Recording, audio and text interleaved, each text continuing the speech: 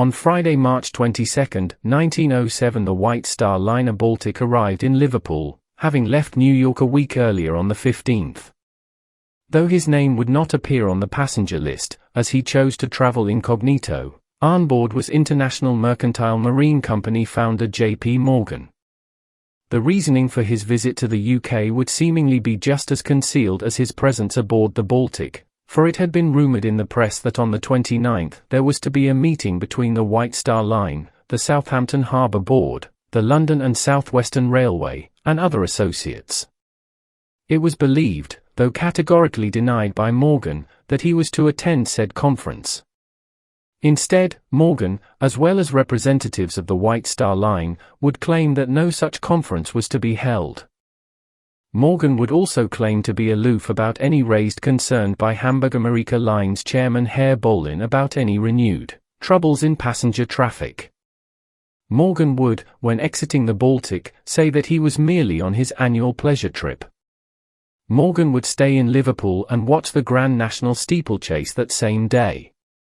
Though it is unclear as to when Morgan arrived, he was reported to be in London 5 days later. Also in London, presiding over the annual meeting of the African Steamship Company, was Harland and Wolff chairman Lord Pirrie. Meanwhile, at the White Star Line headquarters in Liverpool, on March 27, General Manager Harold Sanderson would hear concerns raised about White Star moving the disembarking of U.S. mail from Queenstown to Plymouth. To make the case to keep Queenstown were several representatives, though a notable absence from this meeting would be White Star Line Director and President of the International Mercantile Marine Company, Bruce Ismay, who could not attend due to a family illness. This family member would undoubtedly be Ismay's mother, who would pass away on April 9 in her residence in Cadogan Square, London. Though like Morgan, no exact date is known for his arrival, Ismay would be reported to have been staying at the Claridge's Hotel in London during this time. This thus put Morgan, Ismay, and Pirrie all in London, though any evidence, if there is any, of these men meeting is either non-existent or lost to history. With that, if the conference on the 29th was indeed true, then Morgan had not lied about his involvement, for on the 28th Morgan left from Dover to Calais at noon, along with Ambassador to Paris Sir Francis Bertie and tea merchant Sir Thomas Lipton. Since it is unknown whether these men of industry, consisting of Morgan, Ismay, and Pirrie, met while they were all present in London in March of 1907, it is impossible to say, or perhaps even speculate, what, if any, their being in the same place at the same time had on the event that occurred a little over a month later. For on April 30, an order to proceed was given by White Star Line to Harland and Wolff for hull number 400, the ship that would become Olympic. This date would also be assigned to hull 401, the ship that would be Titanic. However, the evidence suggests that the addition of hull 401 may have been after the fact, merely because both Olympic and Titanic would be approved, at the same time, off the same design. These orders to proceed would include the principal design of the vessel. In charge of this task was Alexander Carlyle, then chairman of the managing directors and general manager of the whole works at Harland and Wolff shipyard. Carlyle would explain that Olympic and Titanic were, quote, entirely designed practically by Lord Pirrie, end quote. He would make clear, though, that what he considered the design of the ship was merely its length, breadth, depth, and modeling. When it came to the details, the decorations, the equipments, and general arrangements, those, he would say, all came under him. On June 3, it was announced at the annual meeting of the International Mercantile Marine Company that, quote, the company has arranged for 9 new steamers to be built. Among them will be included a fast steamer for the North Atlantic trade, which is to surpass anything hitherto attempted, as regards size and luxury of appointments, end quote. When asked by the press about this statement, Harland and Wolff shipyard would state that several of the 9 steamers were already in works at their Queen's Island yard, and they had no doubt that the remaining ships would also be built there. 21 days later, Lord Pirrie, who had just been aboard the Avon for its sea trials, confirmed that Harland and Wolff were given an order by Germany to build the biggest passenger steamer afloat. a large liner to be built for the Hamburg-Amerika line had been rumored as far back as the first week of August 1906. However, these rumors were always quickly put to rest by the line itself. Though denied, Harland and Wolff would in fact receive an order for a ship by the Hamburg-Amerika line, for which a hull number of 391 was assigned, and the name Europa was given. This ship was to be 715 feet in length with a speed of 17.5 knots. Though no contract date has yet been found, an order to proceed was given in September of 1906. However, in November, this order was superseded and all work on the vessel stopped. Evidence suggests that there were to be updated plans for the ship, with it being enlarged and improved, and its speed being raised to 18.5 knots. Any progress, though, was not forthcoming, and indeed, it is known that some of the plating meant for this ship would be used for Olympic. It is unclear as to why progress had stopped indefinitely, and where the ship, having been enlarged, was to be built had work proceeded. In February 1907, Alexander Carlyle, when returning from America, would state that Harland and Wolff received an order from the Hamburg-Amerika line for the largest twin-screw vessel in the world, which was then to be called George Washington. It would further be reported on March 16, 1907, that, being so busy, there would be no slip available at Harland and Wolff for the gigantic new Hamburg-Amerika liner till the end of June or beginning of July. Perhaps in conjecture with the events that precluded the Europa, it was further reported of this new proposed Hamburg-Amerika ship, that, regarding the new Hamburg-Amerika liner, it is understood that her designs have undergone several alterations, and further changes in her internal construction are expected to be made while building operations are in progress. The intention of the owners is, avowedly, to eclipse anything in the way of floating palaces afloat. It was further concluded that the supposed name of George Washington would likely now be President Grant. On June 29, Lord Pirrie would travel to Lower Elbe, Germany, to meet with Hamburg-Amerika line director Bohlin to discuss design plans for the proposed steamer, which was then rumored to be of 50,000 tons, and 6 inches wider than the Lusitania and Mauretania. Though, as one newspaper pointed out, in view to recent developments it is interesting to see if the ship will be built in Queen's Island or the Clydebank.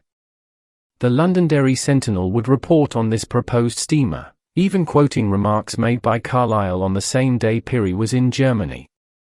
The article would read: the tonnage dimensions of the next marine Leviathan viz., the George Washington, for the Hamburg-Amerika line, as given in the company's annual report are 29,500. This is the vessel which Lord Pirrie and Herr Bohlin discussed recently at Hamburg and Kiel. Such a vessel would have a displacement of between 40,000 and 50,000 tons, and in this respect would probably be the heaviest vessel in the world.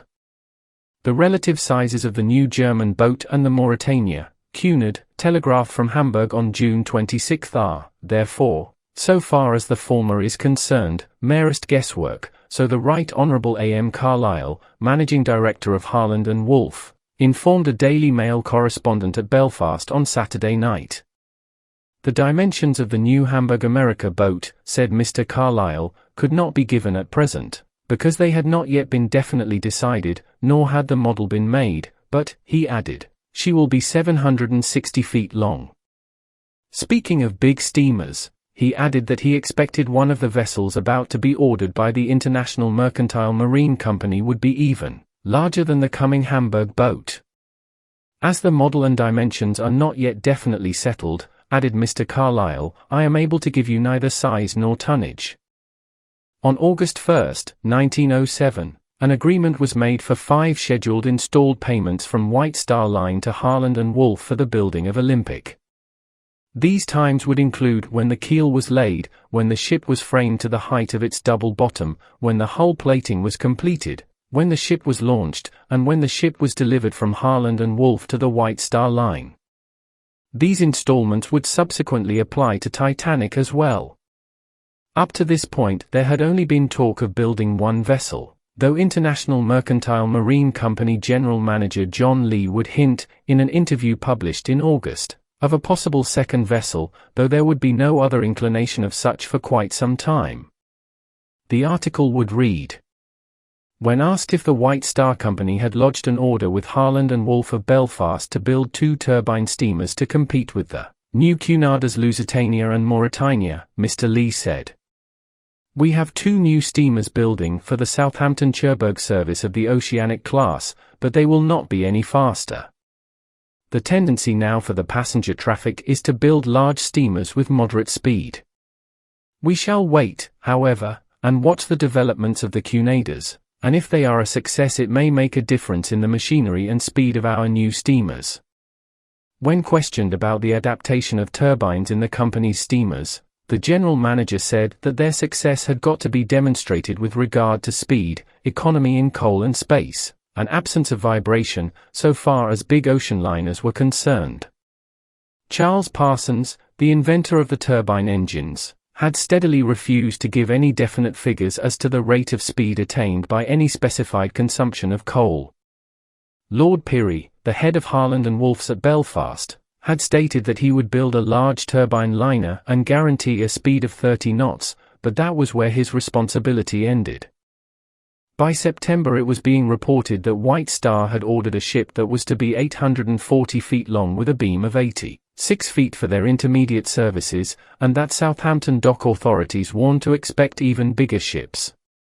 The Belfast Weekly News would report that, "We understand that the report that an immense Atlantic liner is to be constructed for the White Star Company by Messer Harland and Wolff, Limited, is quite true.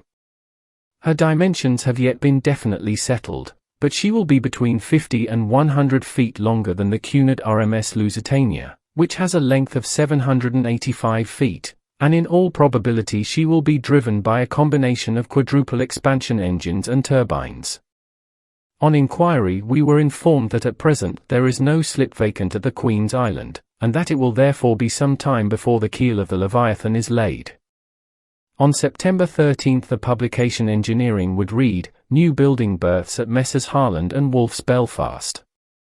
Our Belfast correspondent writes, "Messrs Harland and Wolff are making preparations for the construction of 2 exceptionally large Atlantic liners, and it is understood that one of these will be 860 feet long and over 50,000 tons gross register, and the other over 40,000 tons gross register. In connection with this work 2 new building berths are to be specially prepared. The structure of the 2 new berths, which are to be side by side, as to be erected by Sir William Arrell and Company, Limited, of Glasgow."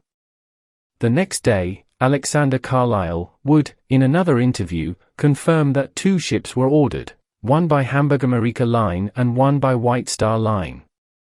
When asked about speed, he would state that any talk of size or speed was premature, and that, quote, "All I can say is that the orders have been received, and just now there is nothing more to add. We are making preparations to commence and will construct 2 new gantries of a very powerful type," end quote.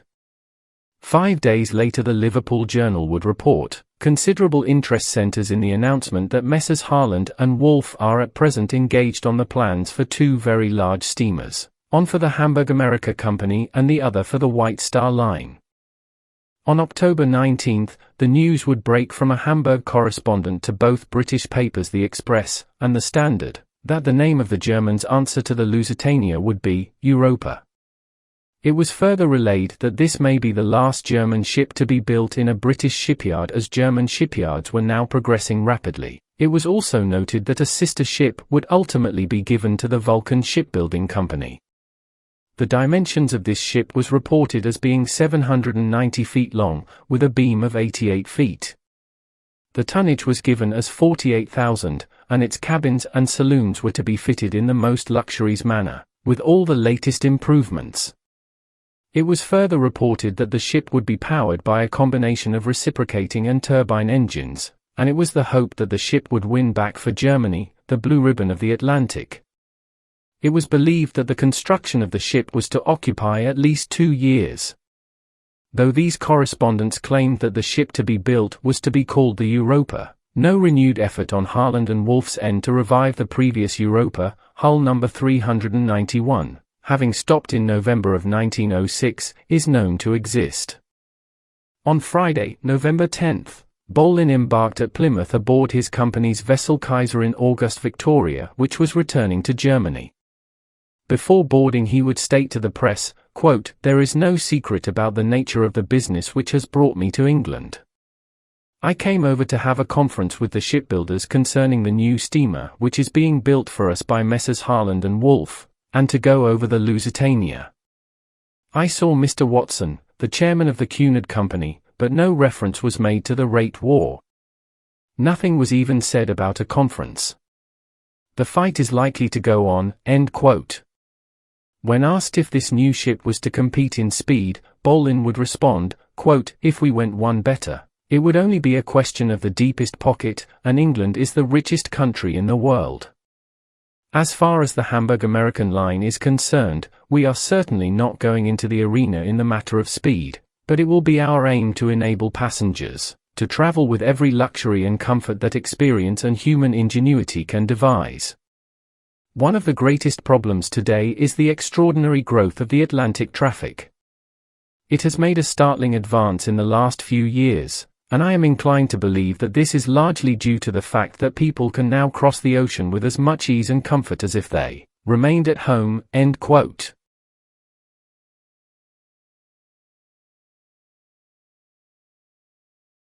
The 1908 International Mercantile Marine Company publication, Facts for Travelers, would state of the White Star Line, among other vessels in course of construction and projected for the company's numerous services, may be mentioned, 1. An express mail, passenger and freight steamer for the North Atlantic route, which will far surpass in size and luxury any ship now afloat. On February 6, it was reported that, in Belfast the firm is going ahead with the conversion of the 3 outside slips in their north yard into 2 for the construction of the Europa, and the new White Star liner of 50,000 tons. The name of the latter has not yet been divulged, but it would not be surprising if Lady Peary, with the consent of the owners, christened it the Titanic. 2 days later, on February 8, the possible name of the White Star liner would change, with the press reporting, to enable Messrs. Harland and Wolff, of Belfast, to proceed with the construction of the steamships Europa and Gigantic, of 45,000 and 48,000 tons gross register. The name Gigantic would never be officially used, though it is believed to have been the possible name of what would be the 3rd Olympic-class vessel, later to be called Britannic.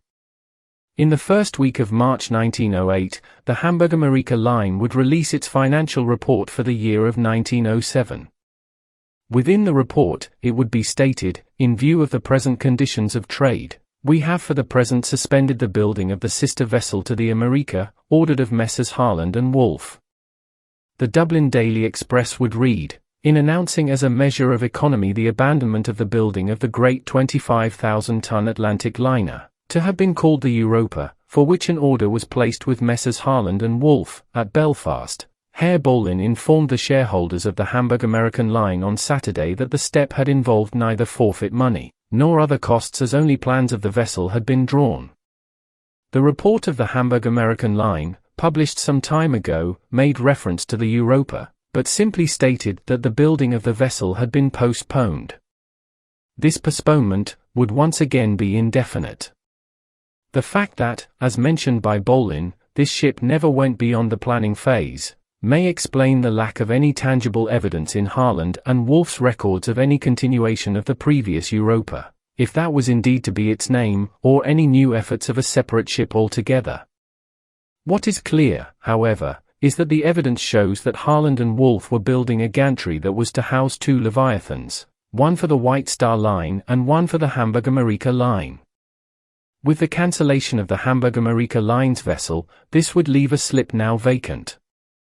Seemingly taking advantage of this development would be Bruce Ismay, who arrived in New York on March 1, to not only meet his wife, who was staying with Mrs. Gustav Amsink, but to also, as the Wall Street Journal would note, review the results of the International Mercantile Marine Company from the past year with the local officers and lay plans for the future.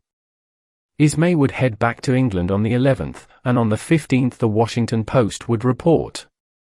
But now, while one is yet marveling at these new marvels, The cables bring announcement that the White Star Steamship Company has contracted for the construction of a steamship that is to have the amazing length of 1,000 feet, a length 210 feet greater than that of the Lusitania, and 320 feet more than was the length of Brunel's great failure, the Great Eastern. Such was the word the cables brought the other day.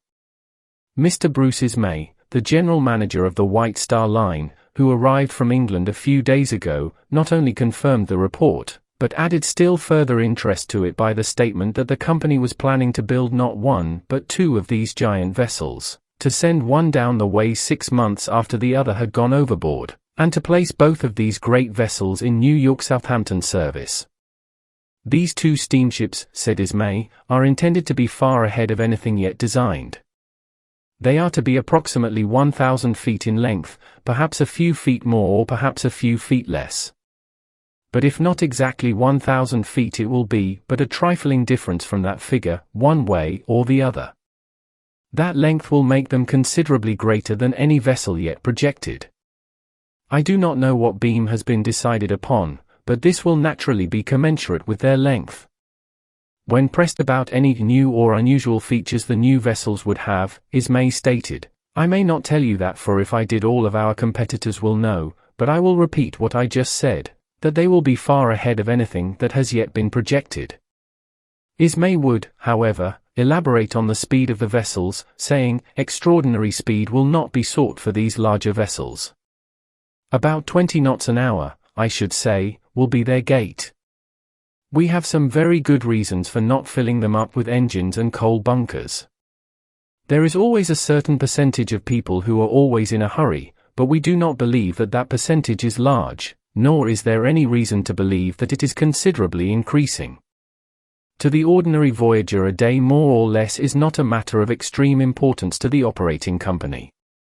That the vast majority of ocean travelers are not insistent on high speed seems to be proved by the popularity of such vessels as the America of the Hamburg American Line and our Adriatic. Though Ismay had just seemingly broke the news of the building of two ships to the U.S. press, the Liverpool Echo, on Thursday, March 19, would report Ismay speaking of only one ship. Mr. Bruce Ismay arrived from New York at Plymouth yesterday by the Oceanic, and in the course of a conversation he said, according to today's Daily News, that the White Star Company, notwithstanding the decision of the Hamburg American Line, were going on with the construction of a vessel which was to be bigger than the Adriatic. By March 24, excellent authorities were claiming that Harland and Wolff had not received any report of the intention to cancel the order of the Hamburg America vessel, while probable alterations would instead be made. On April 2, Harland and Wolff were still holding their ground, as it was reported that, some days ago, it was stated the Hamburg America Company had cancelled the order for their big boat, but this Messrs. Harland and Wolff positively and indignantly deny. It was reported on April 17 by several papers that inquiries made the previous day to the White Star Line authorities elicited the reply that it was true that they were going to build at least one extra large steamer for the Southampton and New York service, the name of which would probably be Olympic. It was further reported on the 17th by the Newcastle Evening Chronicle, as well as other papers, that some months ago it was announced that the White Star Company were contemplating constructing two steamers of the Oceanic type, and a third vessel of the Baltic type, only longer, possibly 1,000 feet. Upon inquiry at the White Star office, I learned the facts of the whole matter as it stands at present. The company are discussing plans and designs for a very large steamer, not necessarily 1,000 feet in length, to be called, probably, the Olympic. No order has been placed with any shipbuilder as yet. There is certainly no intention to build two phenomenally large steamers, and for present the original purpose, to build two others of the Oceanic type, is to be allowed to remain in abeyance. Another correspondent adds that the company are to build, at all events, one immense steamer for the New York Southampton service. Harland and Wolff, on the same day, would be reported as to being aloof of the whole matter, with the Belfast Telegraph reading, the rumoured project of the White Star Line to have constructed by Messrs. Harland and Wolff two mammoth vessels for the Southampton New York service has been much discussed. Some journals have gone so far as to state that the name of one of the Leviathans will be the Olympic, and that both are to be 1,000 feet long. As we previously pointed out, there is not in the world a graving dock which could accommodate a ship of such colossal dimensions, and on inquiry this morning at Messrs. Harland and Wolff's we were distinctly informed, we know nothing whatever about the matter. On the other hand, publicity has again been given this morning to the statement that the White Star Line announced their intention to build at all events one immense steamer for the Southampton trade. By April 23, all speculation as whether one or two ships were to be built appeared to be quenched, as noted in the Sheffield Evening Telegraph. A Liverpool correspondent telegraphs, the White Star Line decline wholly to confirm the statement from Belfast respecting their steamship building plans. Up to the present they intended to build 2 large steamers at once. Yesterday, however, they stated at their head office in this city that 2 steamers of vast size were to be built for them, but added that the dimensions named in the Belfast message were incorrect. They at present do not see their way to divulge what the correct dimensions will be. With regard to the names mentioned, the Olympic and Titanic, the first was correct, but they had not even thought of a name for the second. The Belfast statement referred to in the previous article was made clear in the Liverpool Journal of Commerce on May 7, which read: according to a statement, attributed to a leading official of the Queen's Island shipyard a day or 2 ago, the newspapers across the Channel seem to know more about the size of the big White Star boat we have been commissioned to build than we do ourselves. The statement, he continued, which was circulated a fortnight ago by the Liverpool representative of a London news agency, to the effect the managers of the White Star Company had authorized him to state not only that 2 mammoth liners had been ordered, but that their dimensions would be so and so, is so much bunkum. The managers of the company referred to, continued the gentleman alluded to, know their business too well to indulge in any such gossip. Evidently, he resumed, the news agency yarn was based upon a statement which obtained currency in Belfast, and which was telegraphed to the Liverpool papers, but unfortunately one of the dimensions given, viz. the width as being 78 feet, ought to have been 88 feet. Anyone interested in such matters may, he went on to say, have noticed that in nearly every case all these big steamers are just under 10 times the length of their breadth dimensions. Consequently, a vessel of 840 feet with only a width of 78 feet, would be out of the usual proportions of a Queen's Island ship, and for all useful purposes would not be anything like so suitable from a commercial or other standpoint. But to be frank, the firm has actually 2 designs under consideration. One is a steamship of 840 feet by 88 feet by 56 feet, the other of 820 feet length, 92 feet beam, and of about the same depth, and each would work out between 48,000 and 50,000 gross tonnage. By the time the new slips are ready we will, he concluded, have probably made up our minds.